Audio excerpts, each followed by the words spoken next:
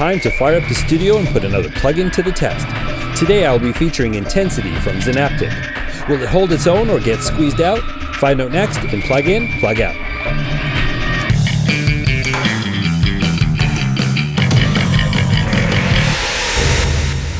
Hey there, I'm Dan the Lonely Rocker. At least that's what it says here on my t-shirt. Welcome to this episode of Plug In, Plug Out. This is a series where I take a look at a plugin, put it through its paces, and decide if it's something I want to keep or toss out. We're batting 2 for 2 so far. This is the third episode of Plug In, Plug Out. We're going to go 3 for 3. Well, we'll find out soon enough. Today we're taking a look at Intensity from Zynaptiq. This is the first time a Zynaptiq plugin is appearing on this channel. Curious to see what this thing does.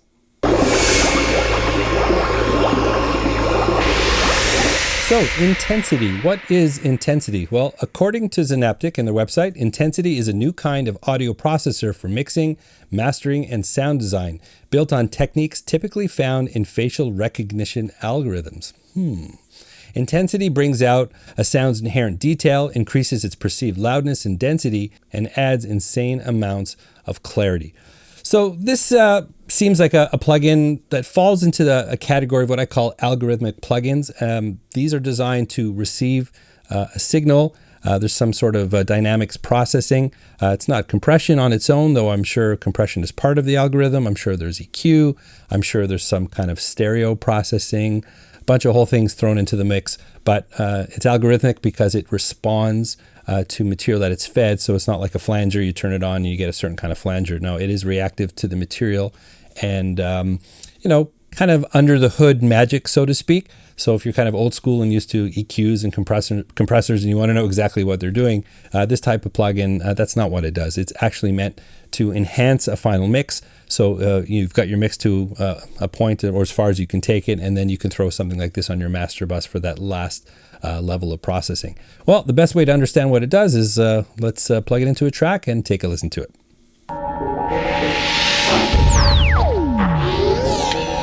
All right, let me just pop on my headphones. By the way, people ask me why I wear headphones. It's just the way my screen capture software works. And I like looking like Princess Leia. Anyways, all right, let's take a little walk through here. So it's a pretty simple interface. I do like the design. They have a very interesting GUI. The intensity dial here really is the center of the plugin. This is the heart of the algorithm and determining how much.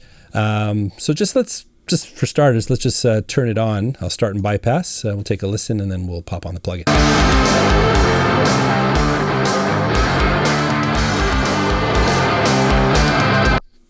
Well, the first thing I noticed is that it seems to be getting louder. This is something that I get into trouble a lot with plugin reviews, is that loudness can really sort of color what you're hearing, or at least if you're trying to understand what the plugin is doing. If you're applying some kind of filtering or processing, a few comments that have come through on some of my videos is to say, hey, you got to keep the levels pretty accurate, pretty close, so we can really hear what the plugin is doing. That's actually why I put up a loudness meter. I'll keep it up here for the review so we can see if there's any changes in loudness as we apply the plugin.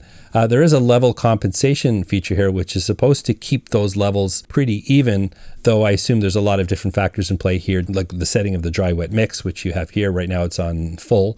If we brought it back, I guess the level compensation can only do so much depending on the settings that you have here, but it's attempting to keep those levels balanced. But clearly in this first example, just in default mode, it's not. It's actually getting louder. So we got to watch that as we step through the plugin.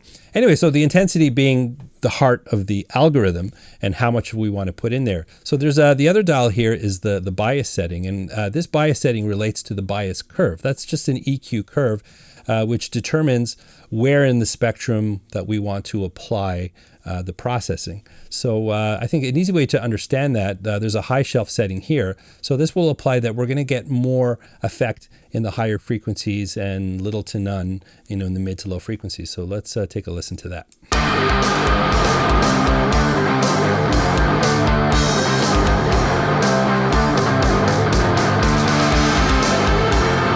Yeah, so that's pretty clear. So you can hear that processing is really just affecting the top end of this mix. And there's all sorts of different curves here that you can choose from.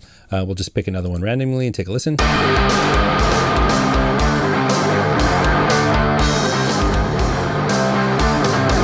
So there you have more of a mid-range correction. And there's also a custom setting here, so you can actually build your own curve. So if you really know where you want to apply this processing, you can design your own curve. So that's a nice feature that gives you a lot of control.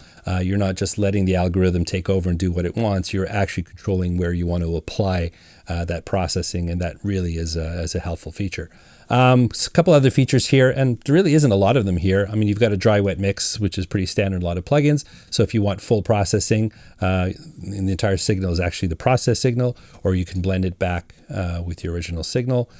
Input gain, output gain, these are standard settings. There's actually a couple options with the gain. I think the gain and saturate. So I think a gain is sort of a clean output mode, and then saturate, I think, much as the name implies, introduces a little saturation into the signal.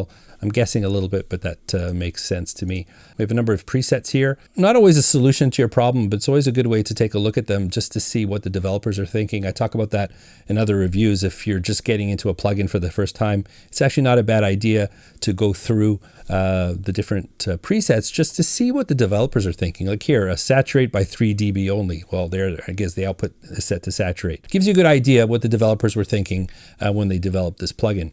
So really, that's it. There's not really a lot to demonstrate here. It's a very simple plugin to use, but a very smart algorithm. And so what we'll do is I'll just run it through a couple of mixes to give you an idea of what Intensity does.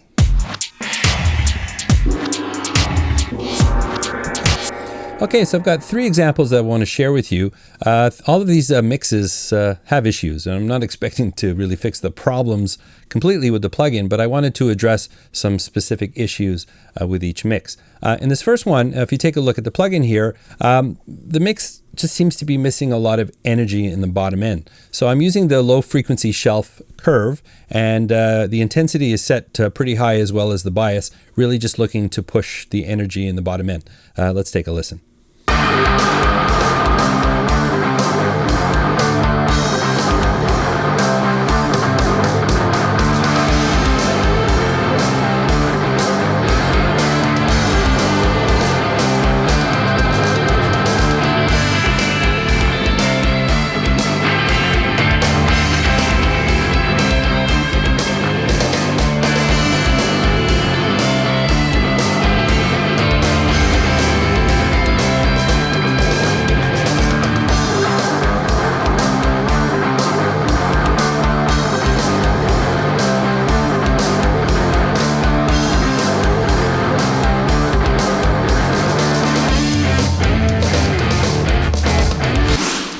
Second example, if you notice, I'm using a smooth bell curve. I found there was quite a bit of mud in the mid-range in this mix, so I wanted to clean that up, bring back a little detail, and open up the mix a little bit. Again, just wanted to hear a little more balance, a little clarity in the mid-range. Intensity, push it just past 50%, as I did with the bias.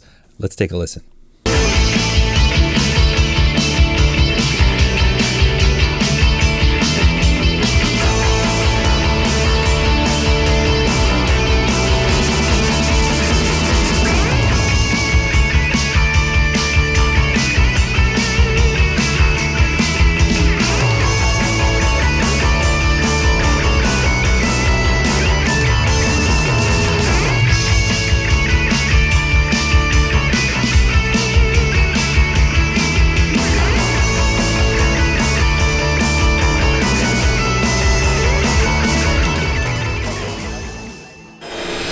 This last example, I'm actually using one of the presets called clarity and hugeness. That's exactly what I felt this mix needed. If you notice, it's kind of interesting that the intensity is actually set pretty low here, and but the bias is really pushed. It's using an equal loudness A curve, as it's called, so it's sort of bringing up a lot of bottom end and top end as well. Looks like a little bit of dip in the mids, and well, it's called clarity and hugeness. Let's take a listen.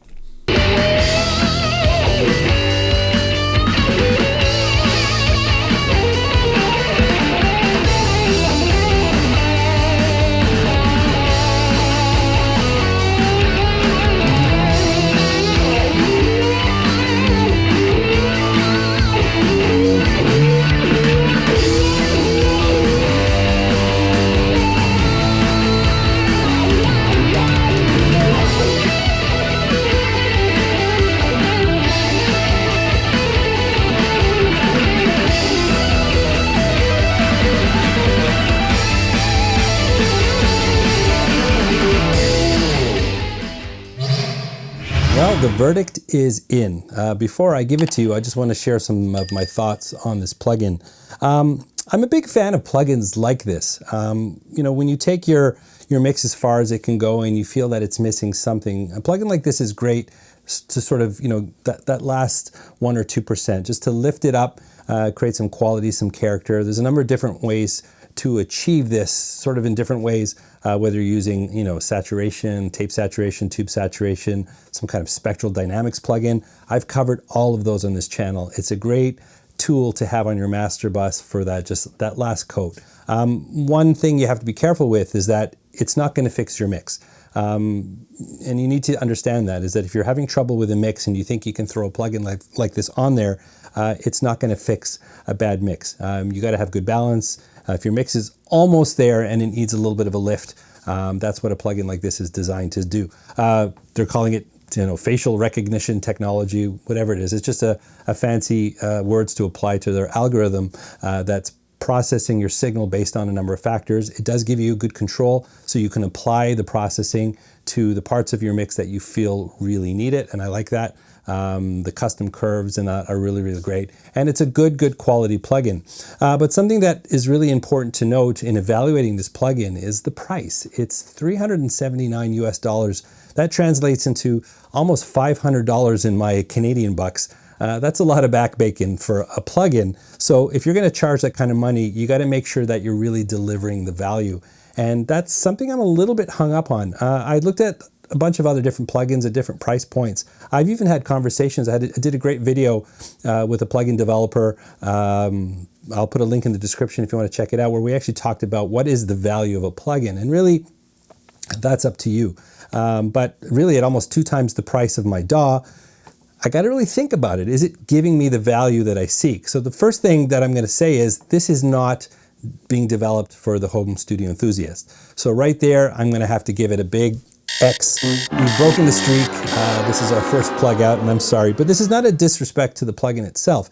If you're going to charge that kind of money, you're obviously catering to a very select group of users.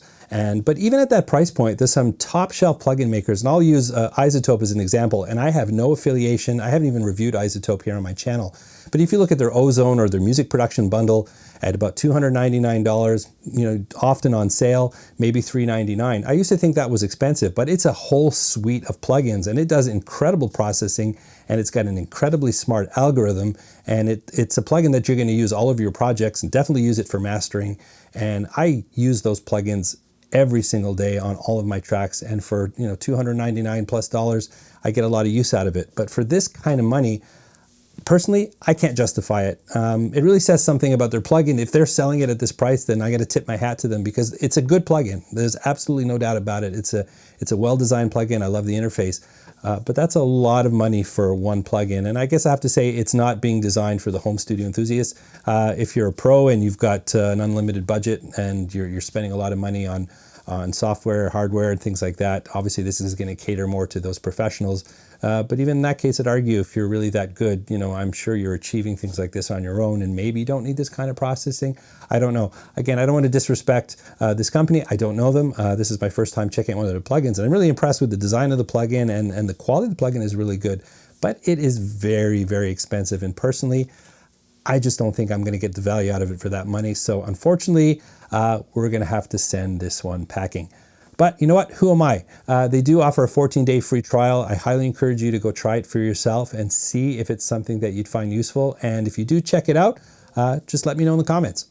Well, if you like this video, nothing says thank you more than hitting that subscribe button. It doesn't cost you anything, and it encourages me to make more content. Certainly you can hit the like button and ring that notification bell so you can stay up to date with everything that I'm doing. If you really want to support this channel, I am on Patreon. Links to everything that I discuss, well, I put them in the description below. And most importantly, I hope I'll see you again in another video.